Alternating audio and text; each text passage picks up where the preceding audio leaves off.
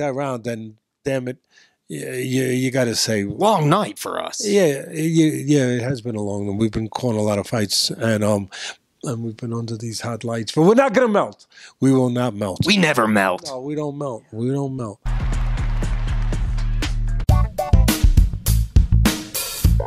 This is the Schmo with the former professional boxing trainer. He's a Hall of Famer in both New Jersey and Staten Island. He's the broadcaster. Dare the Schmo say, one of the brightest minds in all of combat sports history. Teddy Atlas in the flesh, Las Vegas, Nevada, just finished up UFC 285. How we doing? Good. I extend a little beyond, I don't want to sound silly, but a little beyond New York and Jersey. A little, even Vegas, Nevada.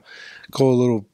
My scope goes a little past that, but doing good. It was a good night here. I came in Thursday to cover it for ESPN, to cover the fight, the UFC fights tonight, and I get to work with a great team. There's nothing like the UFC team. The professionalism, just the level of competence on the UFC with the commentators is really. There's nobody better. They're all good. I mean, sometimes in my sport, quite frankly, in boxing, you'll get guys that really don't belong behind a microphone. You hate to say it, but it's the truth. But not in UFC. Every one of the guys, they're there for the right reason. They know what the hell they're talking about. The Schmo didn't want to slight you right there. We know you're Hall of Famer worldwide, but we just wanted to point it out, Staten Island and the great state of New Jersey. Why'd you throw Jersey in there? I mean, I know I'm not far from Jersey, but, Staten Island, I'm right over the bridge from Brooklyn, and then Manhattan, and then Queens, and all those places. Jersey's the other way, Southpaw, South Jersey, that kind of thing. Well, the UFC might be doing the next pay-per-view there. The Schmo didn't want to get too far ahead. Newark. Yeah, that's Prudential Center. Yeah. Yeah, matter of fact, they think I'm working that night again. They just told me Charlie Monahan, who does a lot of the, he's the man.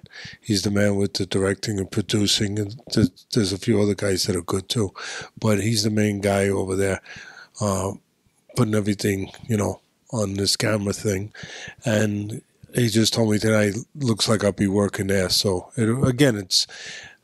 love the sport. I love the fans. And I just, I like the level of, as I said, the level of expertise, competence that the commentators in this sport bring to the table. Well, let's get your reaction. Jon Jones and new heavyweight champion of the world. Earlier in the week, you made the comparison to him and Muhammad Ali. This guy got the job done. Quick work, no ring rust. What's the overall reaction to Jon Jones, heavyweight champion of the world?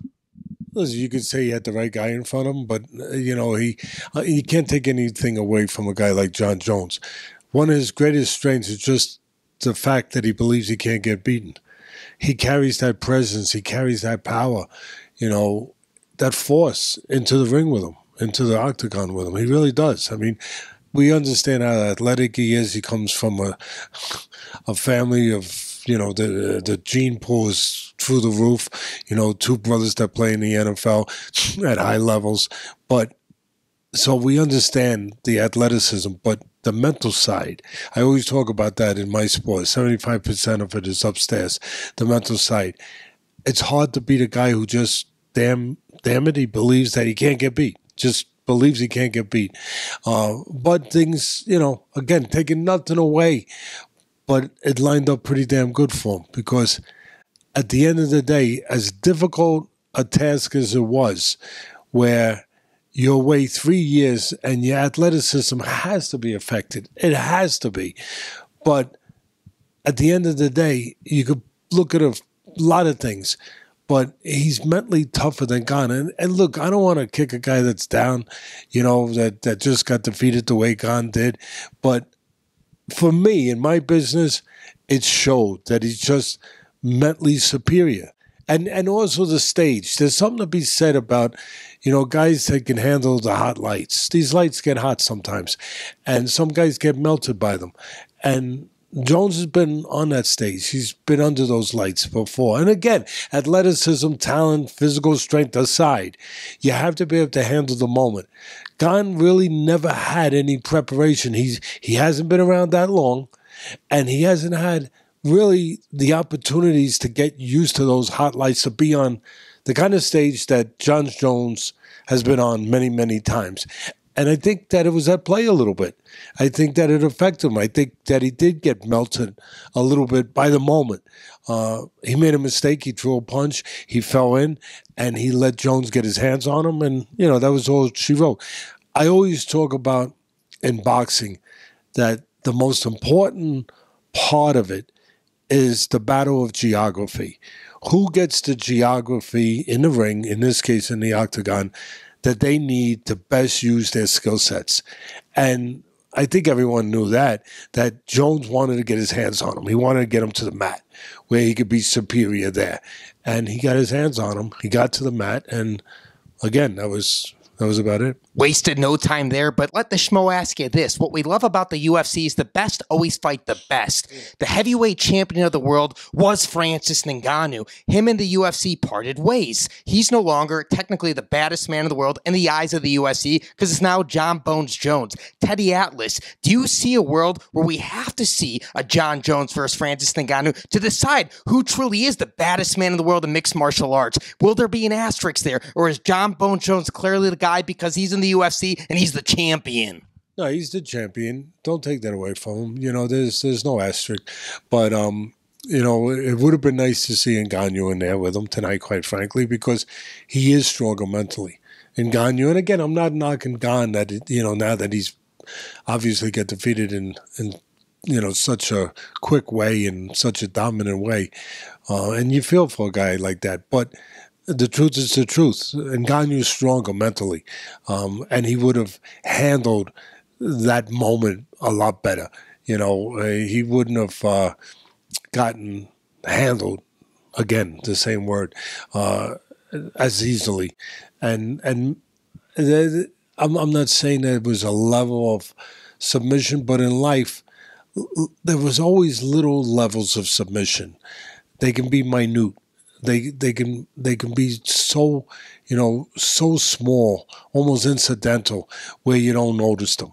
Just even like, the falling in, the missing a punch, not keeping control of himself when he knew that he had to stay on his feet, he being gone, and needed to strike to have a chance to win this fight against Jones. Yet he allows himself to fall in and that easily, or be touched that easily and grabbed that easily. Again, is whether you want to call it a mental lapse, a loss of focus, whatever, but it's in that category. And Ngannou wouldn't have allowed that to happen. Ngannou would have been stronger in those areas.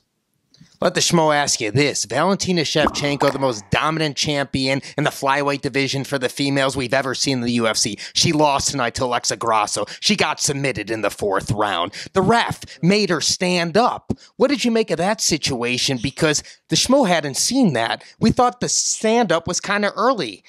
What did you think about that? No, listen, I don't know. I don't remember what round the stand-up took place. If it took place that round, if we know that, definitively, do we know that it took place? We're trying to remember if it was the 3rd round or the 4th round. If it took place that round, then damn it, you got to say long night for us. Yeah, it has been a long one. We've been calling a lot of fights, and we've been under these hot lights, but we're not going to melt. We will not melt. We never melt. No, we don't melt. We don't melt. But if it wasn't that round, damn it, I say, why were you standing them up?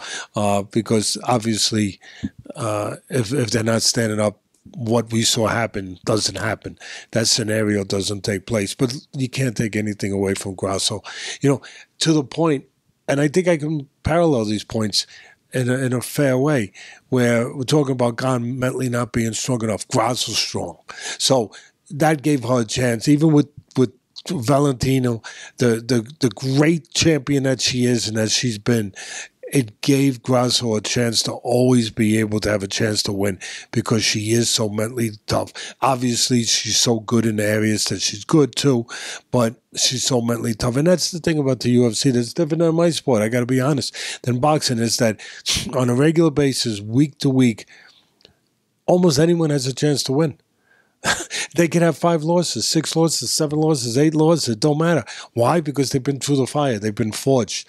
They've had those kind of tests, those kind of fights, that kind of experience where they could fit in on any given night with anybody. Doesn't happen in boxing. In boxing, too often you get the guy who's undefeated, who's being built up, the champion, whatever it is, the promoter's fighter that controls the network. They're giving them someone that's throwing them raw meat just to build their record, to get them to wherever they want to get them to, that big money fight, that title fight, whatever it is. You're not getting competitive fights on a regular. When you get the big fight boxing, of course, it's great. But on a regular basis, UFC surpasses it. I hate to say it, only because, again, you get no free lunches. I mean, there's no layups. Every week you're in there with a freaking beast where there's a chance that, again, the underdog can pull it off. And that doesn't happen that much in my sport, unfortunately.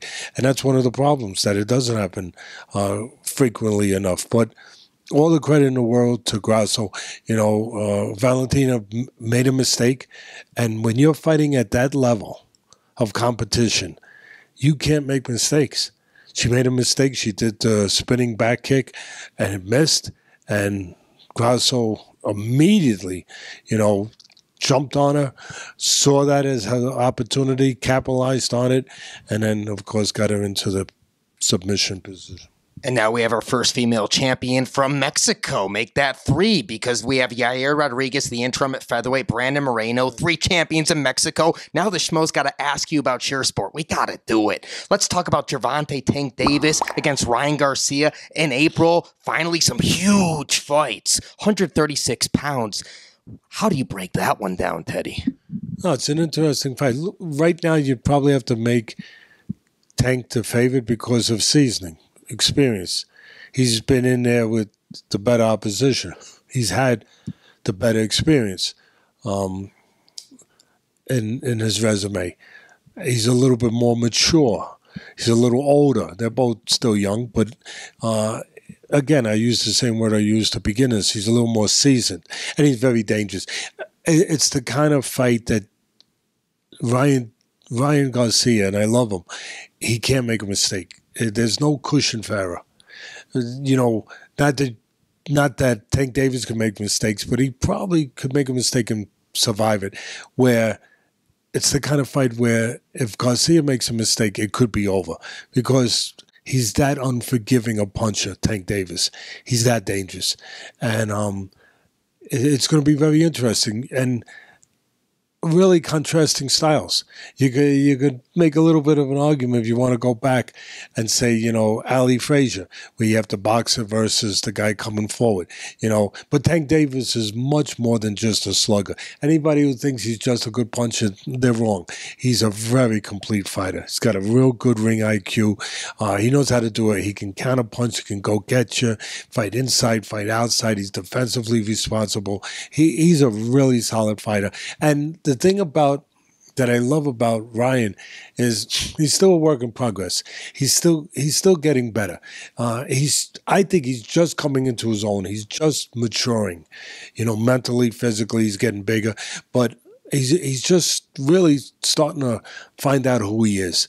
And I don't know if it's just a tiny bit too soon.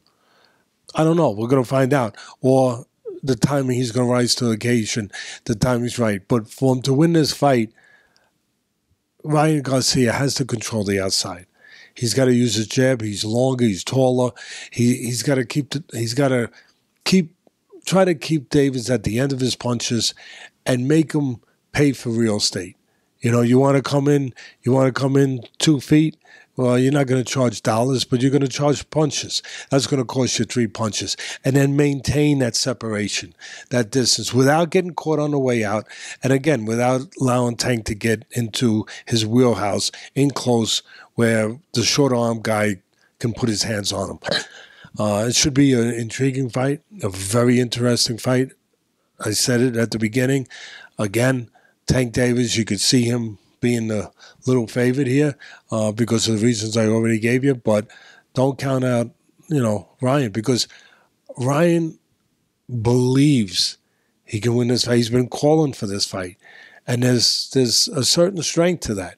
When a guy is calling for a fight for whatever reason, styles, whatever, that he believes that fight is right for him. see something in the game film. We could be sitting on your couch at the wee hours of the morning, but we've been working all night. The Schmo doesn't want to take up all your time. We love the pink tie, by the way. Great call tonight, Teddy. Thank you. I appreciate that. I got a couple nice compliments on that over in the arena. But your compliment means a lot. Thank you. Can we get a final message for all the Teddy Atlas fans out there worldwide? No, just listen, I appreciate everybody that takes the time to watch my podcast, takes the time to, just to be nice, the world could use more kind people, more kindness in general. So I appreciate all people out there that are decent people, and I wish everybody well, and all the boxing fans, all the UFC fans, and the UFC fans that have opened their arms and allowed me to come into this sport where I'm coming from boxing. I appreciate that very much. Well said. He's the pro. I'm the Schmo. Exactly Bob Dylan, but it's okay. Go ahead. The Schmo's still learning. All right. We appreciate that. Bob Dylan, great reference. UFC 285 post-fight show. He's the pro. I'm the Schmo. Good night. We're out.